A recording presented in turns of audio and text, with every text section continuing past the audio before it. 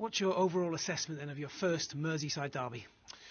Well, fantastic, noise and feel to it. I think it's a great one for the fans, but really I'm professional enough to realise it's about winning. It's about performing and winning. So yeah, the occasion quickly is forgotten by the fact we didn't win.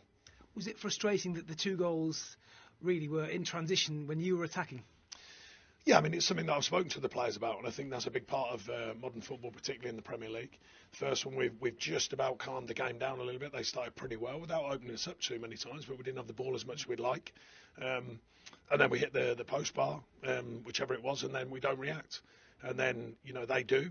They break away. We know they can do that. I think it's a misread from Jordan from the cross. Still had a lot to do to save it, of course, but, it was a misread.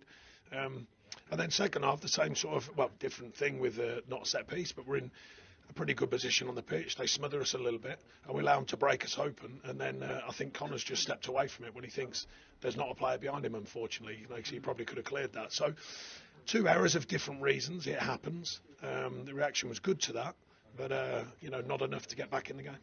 Was that the real difference from what we saw last week against Arsenal to today? Well, you can't make basic errors, and I think that wasn't helpful. I don't think we hit the mark that we did last week. We have asked a lot of these players. They've taken on a lot, in a short space of time.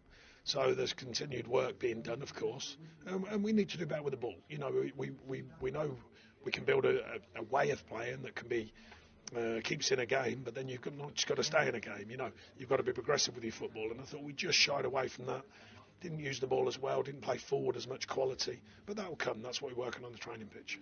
Have you changed a lot? Is this that's almost a cliche to say a Sean Dyche team, but is the identity of Everton already different to the side you inherited a couple of weeks ago?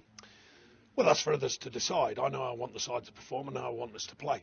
We want to find that balance between the shape of the team, the energy of the team, that edge to perform and that edge to compete, but also play. And I said to him at half time, I said, lads, you've got to play as well.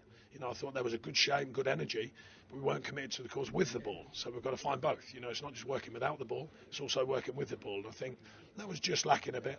We didn't really find that. A bit better second half with the ball, but too many sloppy passes, too many turnovers. And you can't do that in the Premier League either.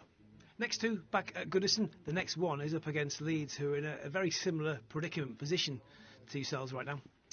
Yeah, I mean, look, they're all tough games. A lot of people were saying to me when I took over how tough these first 2 games were. Well, we've got 3 points out of them first 2 games. That's important. Going back to Goodison, our fans have been amazing. So we didn't get a reward from tonight, but not for a lack of effort. We want to take that feeling back into our home ground with our fans there. Take on the next challenge as it comes. Thank you, Sean. Much appreciated.